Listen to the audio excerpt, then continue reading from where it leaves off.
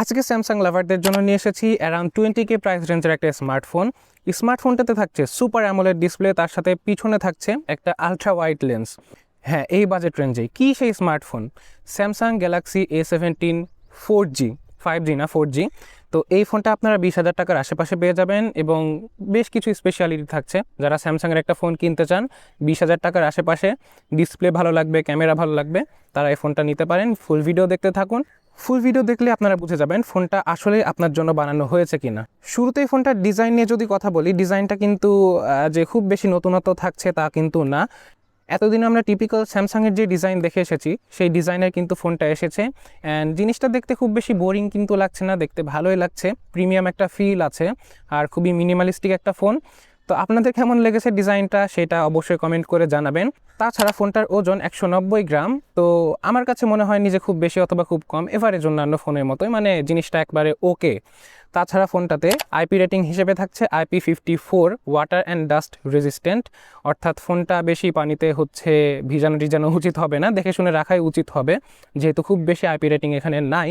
তাছাড়া ফোনটাতে ports and button হিসেবে সব কিছু থাকছে, খালি আপনারা হেডফোন জ্যাক পাবেন না 3.5mm এর, অর্থাৎ আপনাদেরকে ব্লুটুথ দিয়ে গান শুনতে হবে, ওয়ার্ড হেডফোন দিয়ে আপনারা স্মার্টফোনে গান শুনতে পারবেন না। এই ছিল design, build, ports and button, এই জিনিসগুলোই ফোনের। তাছাড়া আমরা যদি ডিসপ্লে নিয়ে কথা বলি, এইখানে থাকছে বা স্পেশালিটি সুপার অ্যামোলেড ডিসপ্লে। মাত্র 20,000 টাকার একটা স্মার্টফোনে সুপার অ্যামোলেড ডিসপ্লে, তাও 1080p ফুল HD plus.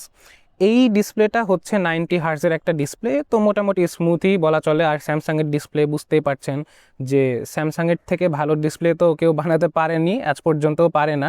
So colour, refresh rate, তারপরে ডিসপ্লে স্মুথনেস সব কিছু আপনারা ওকে পাবেন, মানে হাই লেভেলের পাবেন এই বাজেট রেঞ্জে বলা চলে আর কি। ডিসপ্লেটা খুবই স্পেশাল একটা ডিসপ্লের সাইজ 6.7 ইঞ্চ, অন্যান্য ফোনের সমানই হচ্ছে নর্মাল একটা সাইজ। তো আপনাদের কাছে ডিসপ্লেটা খুব বড় অথবা খুব ছোট মনে হবে না, যেহেতু এই সাইজের ডিসপ্লে ইউজ করে আমরা অভ্যস্ত। বেশিরভাগ ফোনই 6.78 বা 6.7 এই মানে সাইজেই হচ্ছে ডিসপ্লে নিয়ে আসে। তো এইটা ওই একই সাইজেরই ডিসপ্লে। তাছাড়া ডিসপ্লেতে যে ওয়াটার ড্রপ নচটা ইউজ করা হয়েছে, যেটা আমরা দেখতে পাচ্ছি আর কি বিভিন্ন জায়গাতে, সেই জায়গা থেকে আসলে স্যামসাংয়ের বের হয়ে আসা উচিত এখন। স্যামসাং অনেক 30,000 টাকার ফোন, 24-25,000 টাকার ফোনের মধ্যেও এখন হচ্ছে ওই ওয়াটার ড্রপ নচ দিয়ে দেয়, যে জিনিসটা খুবই খারাপ লাগে। এখন 10-12,000 টাকার ফোনেও হইতেছে আমরা পাঞ্চল কাট আউট পাই। সেই জায়গা থেকে আমরা যদি একটা 20-22,000 টাকার স্মার্টফোনে যে দেখি যে ওয়াটার ড্রপ নচ আছে, জিনিসটা আসলে মানিয়ে নিতে একটু কষ্টই লাগে, মানে মনের ভিতর লাগে আর কি। তো এই জায়গা থেকে আসলে স্যামসাংয়ের বের হয়ে আসা উচিত ছিল। তাছাড়া ডিসপ্লেতে প্রোটেকশন হিসেবে ইউজ করা হয়েছে Corning gorilla glass Victus plus. এইখানে কিন্তু প্রোটেকশনের জায়গাতে কিন্তু ভালো তারা ইউজ করছে আর কি, মানে ভালো জিনিস ইউজ করছে। সো এই জায়গায় নিয়ে আপনাদের কোনো টেনশনে থাকা লাগবে না যে ডিসপ্লে ফাটলো মনে হয় বা ডিসপ্লেতে স্ক্র্যাচ লাগলো মনে হয়। এই জায়গাগুলোতে আপনারা একবারে টেনশন ফ্রি থাকতে পারেন। এবারে যদি ফোনটার পারফরমেন্স সেকশনে আসি, তাহলে এইখানে আমাদের বহুল পরিচিত একটা প্রসেসর মিডিয়াটেক হেলিও G99 ব্যবহার করা হয়েছে। বেশ পুরাতন একটা প্রসেসর, আমরা প্রচুর ফোনে ইউজ হতে দেখেছি। মানে প্রসেসরটা বেশ প্রুভড একটা প্রসেসর, যে পারফরমেন্স মোটামুটি ভালোই দিতে পারে। এই 20-22,000 টাকা বা এই 18-20,000 টাকার ফোনগুলোর মধ্যেই এই হেলিও G99 এই প্রসেসরটা ইউজ করা হয়। 6nm অক্টা-কোর একটা প্রসেসর, তো পারফরমেন্স ভালোই পাবেন। আর ব্যাটারি থেকে চার্জও কম বার্ন করবে, যেহেতু 6nm আর্কিটেকচারে প্রসেসরটা বানানো হয়েছে। সো আপনারা ব্যাটারি ব্যাকআপও বেশি পাচ্ছেন।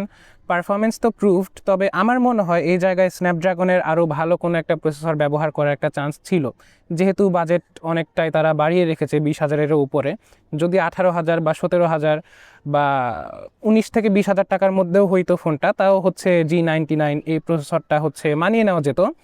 তো যাই হোক, স্যামসাংয়ের ফোন ডিসপ্লে, UI সব কিছু মিলিয়ে যেহেতু একটা অপটিমাইজ পারফরমেন্স দিচ্ছে, তার সাথে একটা ভালো প্রসেসর মোটামুটি থাকছে, এই জায়গাতেও মানিয়ে নেওয়া যায়। অক্টা-কোরের একটা প্রসেসর যেহেতু থাকছে, এখানে GPU হিসেবে ইউজ করা হয়েছে, আমরা সবাই জানি যে মালি G57। তো এখানে গেমিংয়ে আপনারা মোটামুটি ভালো পারফরমেন্স পাবেন, পাবজি, ফ্রি ফায়ারের মতো গেমগুলো ভালোই চলবে, যদি হেভি গেম না হয়। হেভি গেম হলে আপনার চালাতে একটু প্যারা হবে, এটা স্বাভাবিক, এই প্রসেসরে মানে এরকমই প্যারা হওয়ারই কথা। আমরা যদি র্যাম ভেরিয়েন্ট নিয়ে কথা বলি, আপনারা এখানে 3টা ভেরিয়েন্টের র্যাম পেয়ে যাবেন, 4GB, 6GB আর 8GB। আর স্টোরেজ ভেরিয়েন্ট পেয়ে যাবেন 2টা, 128GB, 256GB। আমার রিকমেন্ডেশন থাকবে 6GB 256GB ভেরিয়েন্টটা কেনার জন্য, কারণ আমাদের হচ্ছে ইন্টারনাল স্টোরেজ হিসেবে অনেক বেশি স্টোরেজ এখন দরকার হয়, ফাইলের সাইজ অনেক বেড়ে গেছে, ছবি তুললে অনেক বেশি সাইজের একটা ফাইল হচ্ছে ক্রিয়েট হয়। সো সেই জায়গা থেকে স্টোরেজটা একটু বেশি করে কেনাই আমার মনে হয় যে ভালো। র্যাম ব্যবহার করা হয়েছে LPDDR4X এর র্যাম, ভালো টেকনোলজি। আর হচ্ছে স্টোরেজ সেটা ইউজ করা হয়েছে UFS 2.2, ফাস্ট একটা স্টোরেজ। আপনারা হচ্ছে ফোনটা ফাস্ট চালাতে পারবেন, স্মুথলি চলার কথা যেহেতু প্রসেসর ভালো আছে, স্টোরেজ টাইপ র্যাম ভালো আছে। আর ওয়ান ইউআই তো আপনারা চিনেননি, ওয়ান ইউআই পারফরমেন্স হচ্ছে অ্যান্ড্রয়েড প্ল্যাটফর্মে, মানে অ্যান্ড্রয়েড অপারেটিং সিস্টেম প্ল্যাটফর্মে সব থেকে ভালো পারফরমেন্স দিতে পারে। কোনো বাগস নাই, তারপরে হচ্ছে কোনো সমস্যা নাই, একবারে ক্লিন একটা ইউআই। সো এই জায়গা থেকে পারফরমেন্স আশা করি খুবই ভালো পাওয়া যাবে ফোনটা থেকে। ফোনটার সফটওয়্যার নিয়ে যদি আলোচনা করি তাহলে ফোনটাতে ব্যবহার করা হয়েছে অ্যান্ড্রয়েড 15, তার সাথে 6 বছরের মেজর অ্যান্ড্রয়েড আপডেট থাকছে, অর্থাৎ আপনারা অ্যান্ড্রয়েড 21 পর্যন্ত আপডেট পেয়ে যাবেন। আর এই জিনিসটা হচ্ছে আপনারা 7-8 বছর পর্যন্ত আপ টু ডেট ইউজ করতে পারবেন, সফটওয়্যারে কোনো সমস্যাই হবে না। প্লাস এখানে হচ্ছে ইউআই সেটা ইউজ করা হয়েছে ওয়ান ইউআই 7। এই জায়গাটা আমার কাছে খুবই ভালো লাগে। অ্যান্ড্রয়েড প্ল্যাটফর্মের সব থেকে বেস্ট একটা ইউআই ওয়ান ইউআই, স্যামসাংয়ের যে ওয়ান ইউআই, এইটা হচ্ছে খুবই ক্লিন মিনিমালিস্টিক একটা ইউআই, চালিয়ে একটু মজা পাওয়া যায়। দেখাচ্ছে হার্ডওয়্যার খুব বেশি ভালো না হলেও অনেক ভালো পারফরমেন্স দিতে পারে যেহেতু ইউআইটা খুব বেশি ভারী না। সো অপারেটিং সিস্টেম সফটওয়্যার এই জায়গাগুলোতে আপনারা কোনো কমতি লক্ষ্য করবেন না, বেশ ভালোই মানে তারা এই জায়গাগুলোতে হচ্ছে সফটওয়্যার প্রোভাইড করছে। ফোনটার ব্যাকে ইউজ করা হয়েছে তিনটা ক্যামেরা। প্রথমত একটা মেইন সেন্সর ইউজ করা হয়েছে বা মেইন লেন্স ইউজ করা হয়েছে 50 মেগাপিক্সেলের, যেটা ওয়াইড অ্যাঙ্গেলে ছবি তুলতে পারবে। আরেকটা ইউজ করা হয়েছে আলট্রা ওয়াইড, হ্যাঁ এই প্রাইস রেঞ্জে আলট্রা ওয়াইড একটা লেন্স ইউজ করা হয়েছে, যেটা হচ্ছে 5 মেগাপিক্সেল, খুবই কম কিন্তু ভালো ডে লাইট কন্ডিশনে আপনারা যদি ছবি তুলতে পারেন তাহলে আশা করা যায় যে একটা ভালো মানের ছবি আসবে।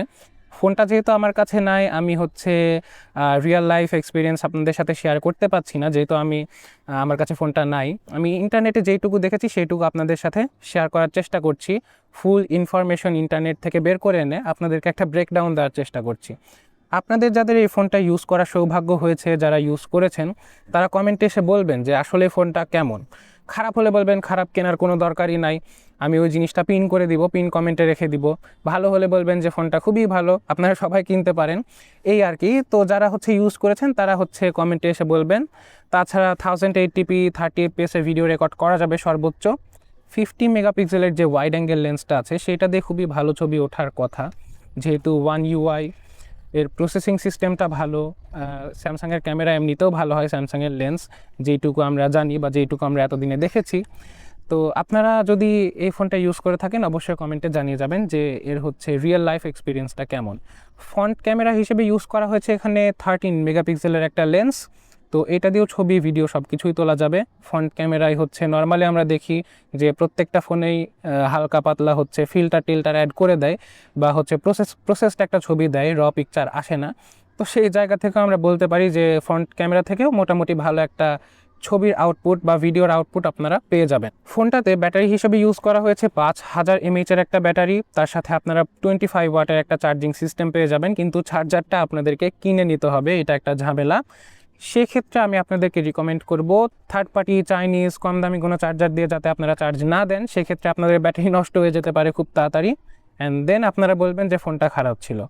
আসলে ওই জায়গায় সমস্যা না, মানে উল্টাপাল্টা চার্জার ইউজ করলে আসলে ব্যাটারিতে সমস্যা হয়, এটা স্বাভাবিক।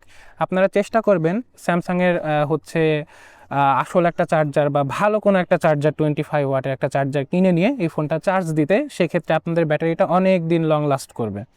এই ছিল এই ফোনটা সম্পর্কে। এই ফোনটা যদি ফাইনাল ভার্ডিক্টে আমি যাই যে কাদের ফোনটা কেনা উচিত, আসলে কারা ইউজ করতে পারবেন, তাহলে আমি বলবো যে বেশ কিছু ভালো দিক আছে, যেমন এই ডিসপ্লে, সর্বপ্রথম আকর্ষণ সুপার অ্যামোলেড ডিসপ্লে।